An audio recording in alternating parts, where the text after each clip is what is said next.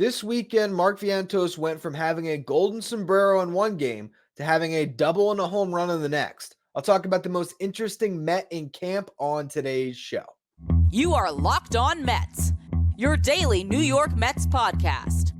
Part of the Locked On Podcast Network, your team every day.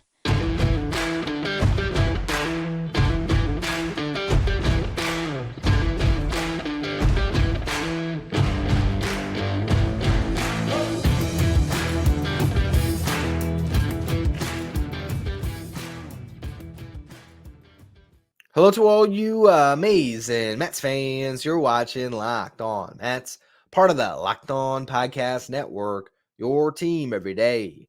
I'm your host, Ryan Finkelstein. If you want to find any of my work, follow me on X at Finkelstein Ryan. You can also find some of my writing at justbaseball.com, where I work as the managing editor. Today's episode is brought to you by FanDuel. Make every moment more. New customers join today, and you'll get $200 in bonus bets if your first bet of $5 or more wins. Visit FanDuel.com/LockedOn to get started. I was in Port St. Lucie on Sunday. My dad and I took our annual trip. We always try to make it out to one game. It's been a tradition going back to when I was a kid, and those games were always awesome because we always went during the week. So my dad would pull me out of school, get to go up to Port St. Lucie, go to the game, and then after we go to Friendly's and get an ice cream sundae. Why did they replace Friendly's with a Denny's in Port St. Lucie? It is a crime against humanity, but I digress on that one. The game was great. It's great getting out to the ballpark. Shout out to Robert, a listener of the show. He says he watches on YouTube, so he recognized my face. It's good to talk to you for a little bit, Robert, if you are tuning in today. But the most interesting man in camp is the guy I was excited to watch, and that is Mark Vientos. That was the name that I looked at, circling the lineup. What's he going to do? And he was coming off a terrible game on Saturday where he struck out 4 times in 4 at-bats. Not good. Remember, this is the same guy that just recently said, I got a chip in my shoulder. I play with that chip. I feel like I have to prove ×2, and I'm going to keep doing that. And since then, he's had some rocky games. None worse than that game on Saturday. But hey, he's got that chip on his shoulder, and he showed it on Sunday. He goes 2 for 4 with a home run and a double. I want to go through all 4 at-bats because here's the thing about Mark Vientos. He hits the ball really hard. First at-bat, he falls behind 1-2 count. Gets a changeup on the outer half, kind of up in the zone, but still well within his range. He gets a barrel on it, drives it to right center, and crushes it.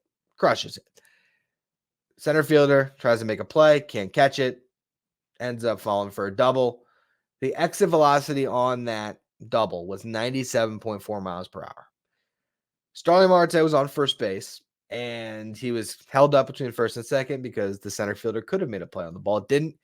And then he did the spring training, I want to get off the field. He tried to score anyway and got thrown out by a mile. So that was a kind of funny moment. G-Man Choi then drove in Mark Vientos. Vientos advanced to third with the play at the plate. And so Vientos scores a run in the game. Next at bat, Mark Vientos grounds out to the shortstop. Routine play. I didn't really take much from it, but after the game, I looked at the exit velocity, 99.8 miles per hour off the bat. So again, he hit the ball hard. Third at bat, gets to a 1-1 count, and he gets a hanging sweeper.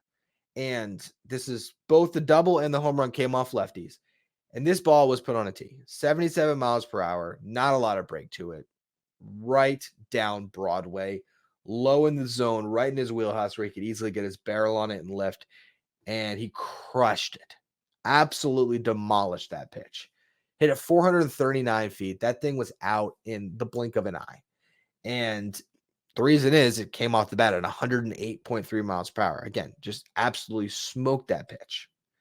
Now, you could say, well, it was off a no-name lefty that the Marlins tried it out there, who might not even end up in the big leagues this year. I couldn't even tell you I didn't recognize the guy at all, who threw a terrible pitch.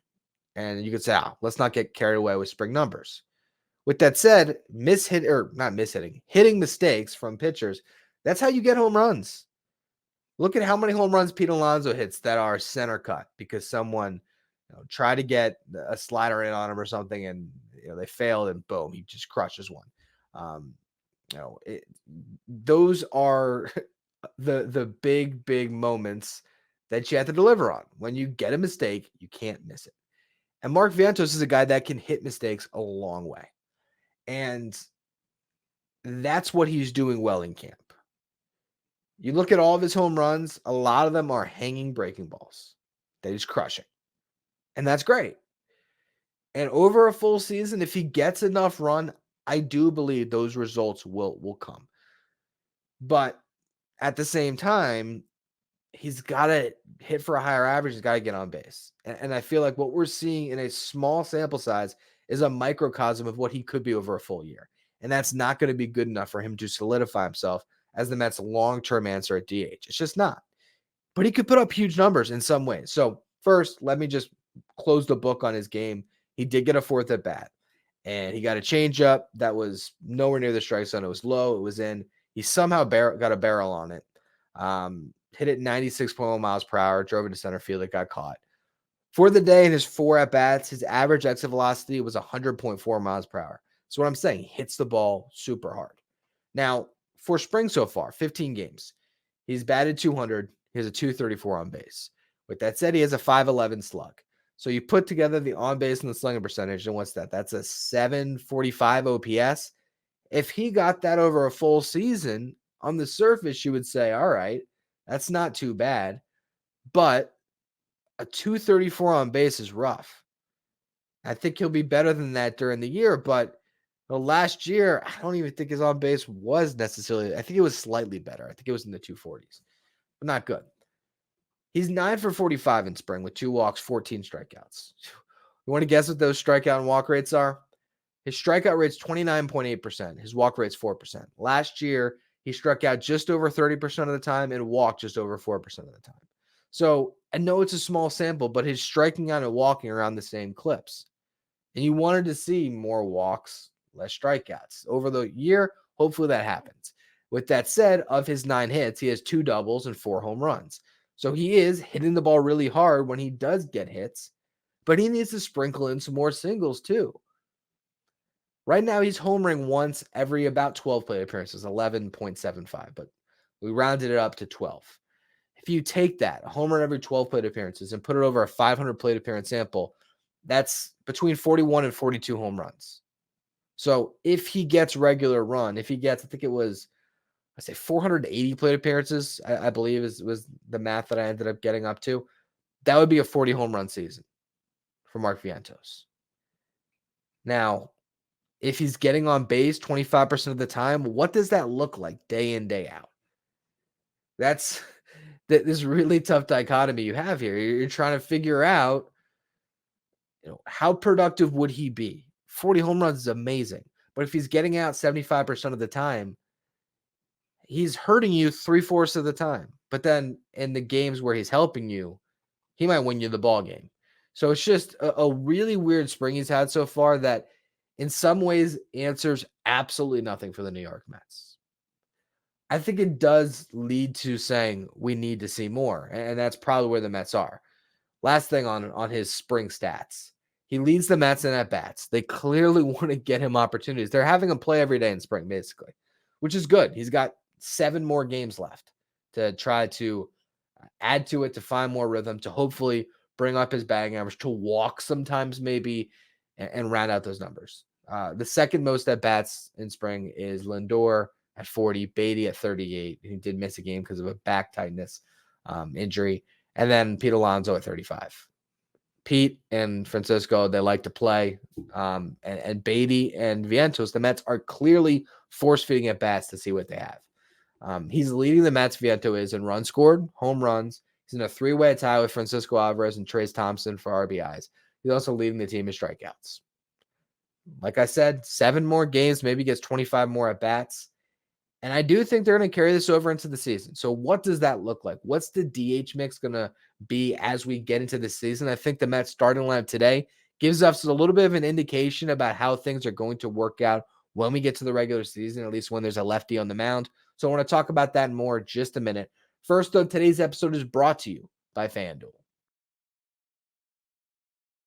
Say goodbye to busted brackets because FanDuel lets you bet on every game of the tourney. Whether you're betting on a big upset or a 1 seed, it's time to go dancing on America's #1 sportsbook.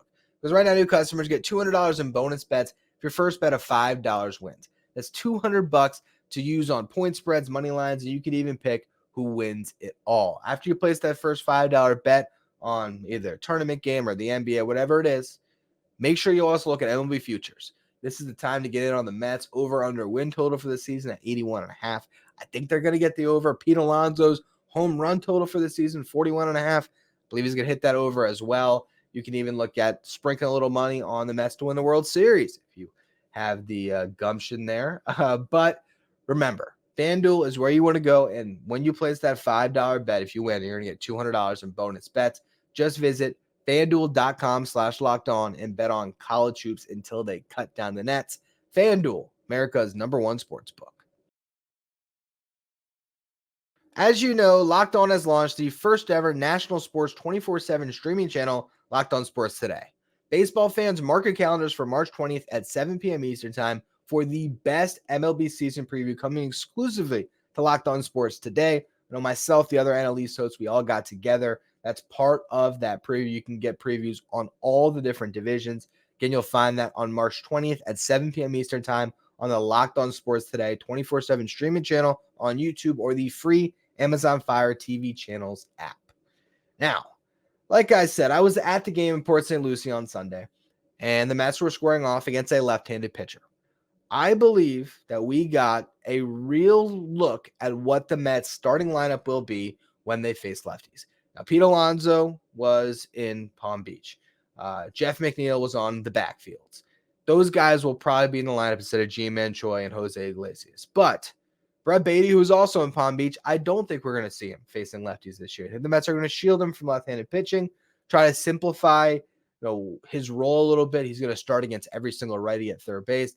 And the hope is he'll put up some really good numbers. And eventually you'll feed him some left-handed pitching as well. He'll obviously face lefties who come into the game in relief. So it's not like he'll never see a lefty.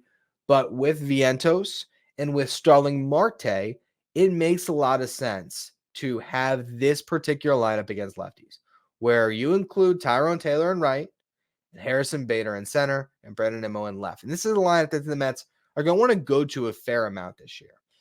We're going to see Marte at DH a good bit because the Mets are going to love that outfield defensively.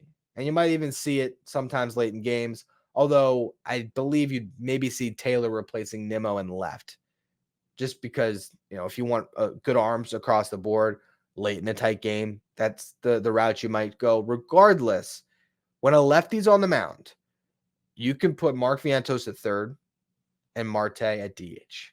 Now, in this game on Sunday, that lineup worked out pretty well. Harrison Bader loves hitting lefties. He doubled in the third inning with an exit velocity of 106 miles per hour. He homered in the seventh with an exit velocity of 108.8 miles per hour. Mark Vientos obviously had the big day we already discussed. Starling Marte went 1 for 3 with a walk and an RBI single, scored a run. Tyrone Taylor went 0 for 2 with a walk, but he did homer the day before on Saturday. He's had a good camp. He's in 276. But this lineup makes a lot of sense. The only hole defensively when you put this team out there is Vientos at third. And your outfield defense is great. Your lineup is really good because Bader's a different hitter against lefties. Taylor is, sort of even splits. He's good against lefties or righties, but his defense is better than Marte's out there. And Marte, again, gets off his feet. So if you face 2 lefties a week, that's Marte's off days. And if you face one, you might even rest Marte another day and let Taylor and Bader still start in the outfield together, even against a right-handed pitcher. But this makes a lot of sense for the Mets. And I really like their lineup in these situations. Where I'm actually more concerned is what happens when you have a righty on the mound. And all of a sudden, who's going to be starting at DH? Is it Vientos? Is it DJ Stewart or G-Man Choi? Whoever wins that spot on the roster. I think it is between those two guys. But when you get to that lineup, and then the question then becomes, all right, if Starling Marte's in right field, who's starting in center? Tyrone Taylor's a better hitter against right-handed pitching, but you want Bader's glove out there, and Bader's the guy that you're investing $10.5 million in this year. You probably want to see him get more playing time. How are they going to mix in all of these different guys? And this is where the whole JD Martinez thing could make some sense not signing him, because there are some mounts that you do want to feed in some respects, right? So here's sort of a sample week that I put together. No off days, 7 games. You're facing 2 lefties, 5 righties. Beatty is going to start against all 5 righties. Okay, so that's his playing time for the week. 2 days off, 5 games where he's starting against the right-handed pitching, and he's obviously a bat that can go 2 off the bench, and those other 2. Mark Vientos, he'd start the 2 games against lefties at third base, and 3 games at DH against right-handed pitching. Whoever is the left-handed bat, whether it's G-Man Choi or DJ Stewart, they would start the other 2 games at DH, and then they would be that first bat off the bench. Okay, so if you're looking at DH days, it would be, again, 3 going to Vientos, 2 going to Choi/Stewart, and 2 going to Starling Marte. Meanwhile, Harrison Bader and Tyrone Taylor would split the other 5 games played outside of the games against lefties. So maybe Bader would start 3, Taylor would start 2, maybe Marte gets an off day somewhere mixed in there. They both start 3 other games. Bottom line, this is a way that everybody gets playing time early in the season. All those guys stay fresh. And I think these are all players the Mets want to see regularly. I think the guys that are going to be more focused on just being defensive replacements, guys on the bench, Omar Narvaez and Joey Wendell. I don't know how much more they'll get into the game, although Joey Wendell will be, getting McNeil off his feet, getting Lindor off his feet very rarely, the one time a year maybe. He might get Beatty/Vientos off their feet at third base a day just to give him the start, but I don't think you have to start those guys a ton. Now, here's the issue, or here's where things could, create problems, right? Where can this go wrong if this is the way the Mets are lining up their offense this year? Well, the first one is both Brett Beatty and Mark Vientos suck. It's going to be pretty hard to figure out third base midseason, as well as DH. Harrison Bader and Tyrone Taylor both suck. That could be another problem. Now, I will say, if one of them is not hitting, the other one, and the other one is, assuming, they're going to play the hot hand in center field. I do believe that. Other problem is Starling Marte if he doesn't hit or if he's not healthy. Now, what are their internal solutions to solve all these problems? If Beatty and Vientos suck, what do? They got Joey Wendell. We'll talk about him a little bit more in the next segment. Another big game. Man, I am so good at the reverse jinx.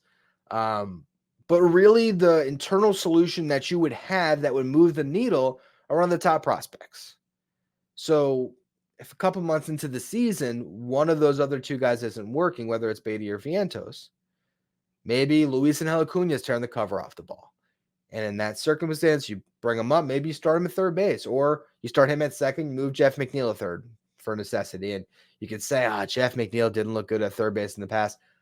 Honestly, if you're going from Brett Beatty and Mark Vientos defensively to Jeff McNeil, I don't even know if that's really that much of a downgrade, if it is a downgrade at all. So he could figure it out. I think Acuna also would probably be better than both those guys at third base as well. Point being, they would have some options there. If it's Jet Williams, again, same thing. You could put him at second or third. I think more likely at second with McNeil at third, but there are solutions there if one of those guys gets off to a great start. If not, then you're stuck with Joey Wendell, which is not a place you want to be. Harrison Bader, Taylor, Marte, if any of those 3 aren't performing well. If it's just one, you have coverage with the other 2. But if multiple guys aren't showing up, if Marte's hurt and Bader and Taylor aren't getting it done offensively, then again, the hope would be by June, maybe Drew Gilbert is ready and he can solve those issues. Now, if just Mark Vientos, since this is the Vientos show today, if he's the only one that can't figure it out and Beatty's off to a great start and the outfield mix is working, well, you would have a G-Man Choi, Starling Marte platoon you could go to at DH with some regularity, right? Because if Choi was hitting, or if it's DJ Stewart that's hitting, whatever it ends up being, there are some options. And, Brett Beatty could, if he's having a great year, maybe he does play against lefties, or maybe you have Joey Wendell playing in those days. Regardless, there could be some solutions. The one question that JD Martinez would answer is the Mark Vientos one. And he would make the team so much better. But I understand the Mets looking at Mark Vientos and Brett Beatty and wanting to get answers. And also believing that with the group they have in the outfield, with the other top prospects, let's just say in the front office's mind, you're giving Brett Beatty and Mark Vientos the first 2 months of the season to really just play 5 times a week at least. Well, that brings you to about June where someone like Drew Gilbert or Luisangel Acuna could be ready. and then you might have an internal solution. And if it goes that poorly with one of those two guys, with Beatty and Vientos, and one of the kids gets a shot, they would then have June, July. And if that's not working either, and the Mets have everything else working, their rotation is great. The bullpen is locking down all these close games. Pete Alonso, Francisco Lindor, Jeff McNeil, Brandon Nimmo, Starling Marte, they're all 2022 versions of themselves. And they're keeping this team in contention, and you just have a glaring hole at third base or DH. Well, guess what you can then do at the trade deadline? Now you can address that. So I think the Mets are going into this season with the right idea. Now, if they were trying to win in 2024, we've had that conversation a million times of what they could do in free agency right now. And if they decide to make that move before the end of camp, I will applaud it. I might stand and applaud it because I want to see the Mets win this year, and that would help them win. But I can see the intrigue in Mark Vientos. You watch him in a game like today, and he can turn the tides for you in any game, because with one swing of the bat, if a left-handed reliever hangs a sweeper on him, he can put it in the seats, and that could be 3 runs in the 7th inning of a game. And he could have struck out his first 2 or 3 at-bats before that. But as long as he connects that one time, he'll be bringing value. I just hope that he can find some way to get a little more consistent, picking up his base hits, drawing his walks, so he can raise his floor a little bit. And also, that would put him in a position where he wouldn't be so reliant on that home run ball. His OPS doesn't have to be 500 points out of the 745 due to the slug. You can slug 460 if you're getting on base at a 320 clip. So hopefully he can figure all those things out, but there is enough potential here that I get it. He's definitely still, with 1 week left, the guy that I think all eyes are on in that front office. They really got to decide, do they want to see more or do they not? And if JD Martinez becomes a Met, you'll have your answer. Anyway, let's go through some final game notes. I'll touch on everything else that we saw this weekend in the final segment. Before we get to that, though, today's episode is brought to you by eBay Motors. Passion, drive, and patience are what brings home the winning trophy. It's also what keeps your ride or die alive. eBay Motors has everything you need to maintain your vehicle and level it up to peak performance. From superchargers to roof racks, exhaust kits, LED headlights, and more. Whether you're into speed, power, or style, eBay Motors has got you covered.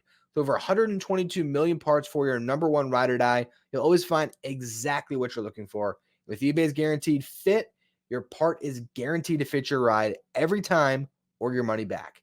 Because with eBay Motors, you're burning rubber, not cash. With all the parts you need at the prices you want, it's easy to turn your car into the MVP and bring home that win. Keep your ride or die alive at ebaymotors.com. Eligible items only. Exclusions apply. eBay's guaranteed fit only available to U.S. customers. We are entering the last full week of spring training, which makes it the perfect time for everyday listeners to become Locked On Mets insiders. This is our texting service where you get updates from me anytime something breaks on the Mets. So as the season starts here, whether it is the opening day roster, someone gets called up, sent down, someone's hurt, you'll get a text message anytime something happens. Also, you'll get the starting 9 sent to your phone every day. So you don't have to go anywhere else. You'll see who is in the starting lineup without any effort on your part. You can also ask me questions there anytime, and it's where we're going to run our giveaways throughout the season.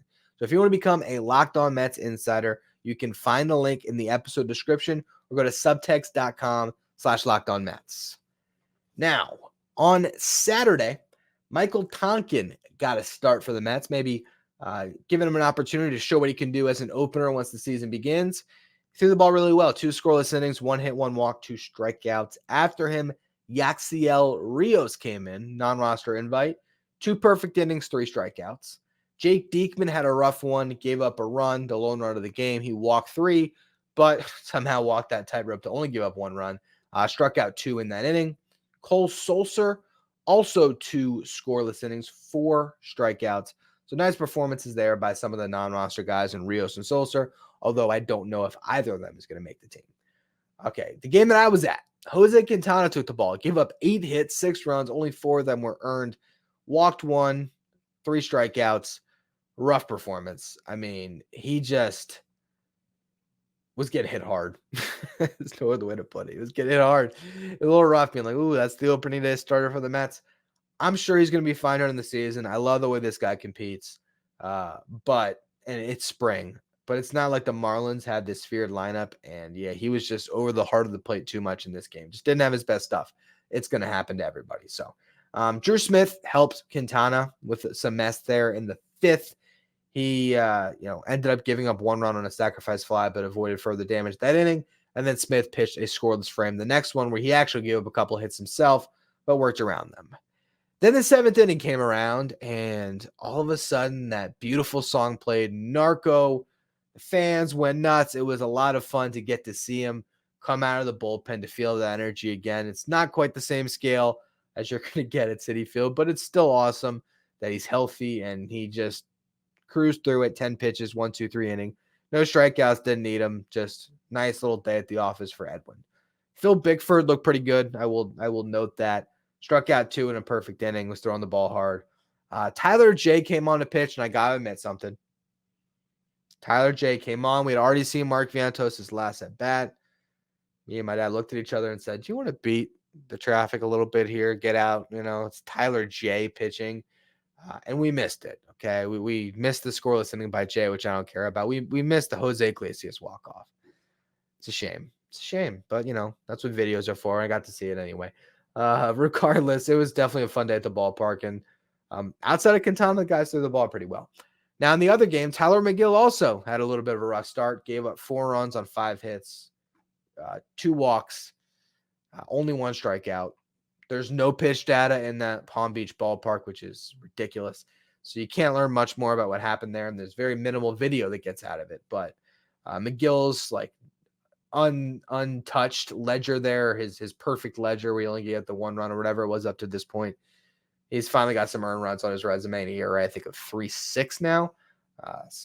Hey, it's going to happen. Hopefully he fares better in his last outing. Adam Ottavino gave up a run on a hit, couple walks. Austin Adams, I've been really pulled for him as a non-roster invite who was leading all relievers with strikeouts in camp. Well, he might have pitched himself off the roster in Palm Beach today. 5 hits allowed, 4 earned runs. You can say one performance doesn't matter, right? When you are a non-roster invite and there's other good options that don't have options, all they need is one excuse to put you in Syracuse. And I think Adams gave them that excuse, unfortunately, on Sunday. Phil Bickford, Johan Ramirez, Sean Reed-Foley, Michael Tonkin. Those are the 4 now that I think everyone is more looking at who will be competing for that last spot in the bullpen. That's, I think, what everyone's sort of looking at now because those are the guys with the least amount of optionality. Also, of those 4, Sean Reed-Foley has bicep soreness. That's why we haven't seen him in a game lately, although they're not really worried about it. They believe he's going to be good to go by opening day if he makes the roster. On the hitting front in Palm Beach, DJ Stewart, 0 for 3, 2 strikeouts, another rough day for him. Trace Thompson, 1 for 5, 4 strikeouts. Pete Alonso, 2 for 3, RBI and a run scored. Brett Beatty, 0 for 3, walked, 2 strikeouts. Luke Voigt finally homered. Omer Narvaez went 2 for 2 with 2 RBIs. And of course, the perfect place to end the show today. What do you all think Joey Wendell did? I'll give a little background for those of you who might be new. I do a jersey bet each year. This started with Jonathan Villar, where he had a big game against the Phillies, if I'm not mistaken, in, April. And I was railing about it on the podcast, saying this is a guy that just is kind of a good stats, bad team guy, a guy that puts up numbers in garbage time, and the numbers mean nothing. And then Jonathan Villar went on to be one of the better Mets hitters that year, and I bought a jersey to commemorate how wrong I was about him. Since then, we've done the jersey bet each year. It was James McCann after Jonathan Villar. Then it was Tommy Pham last year. Tommy Pham was another hitter that shoved it on me. James McCann just was, I guess, my easy pick to not have to spend any money. This year it was Joey Wendell. I have not liked the signing, and guess what he's hitting in spring training? 467. He went 3 for 4 on Sunday. He, among all Mets hitters that have had at least 10 at-bats or 15 at-bats, however you want to look at the sample size, he's obviously leading in average. And his 967 OPS trails only Pete Alonso because he's hitting 467. I'm not going to say I'm rooting against Joey Wendell, but I'm kind of rooting against Joey Wendell. Anyway, that's going to be all for today's edition of Locked On Mets. I appreciate all of you who tuned in. Tomorrow's show, we are going to look at the competition between DJ Stewart and G-Man Choi for that last bench spot. Who should grab it? Which one is the better fit for this roster come opening day? We'll go through all that tomorrow. If you don't want to miss that episode or any other episodes this week, you're listening on the audio side, make sure you follow, rate, and review wherever you get your podcast. If you're watching on YouTube, hit that subscribe button. We're trying to get up to 10,000 subs, so I appreciate all of you. We're getting us closer to that goal by subscribing. If you want to follow me on social media, you can do so at Finkelstein Ryan on X. You can follow the show at Locked On Mets. As always, thank you for listening and making Locked On Mets your first listen every day. And for your second listen or your second watch, head over to Locked On Sports Today on YouTube for the first ever 24/7 streaming channel. It covers everything in the world of sports with our local experts from each team and our league-wide experts from each league.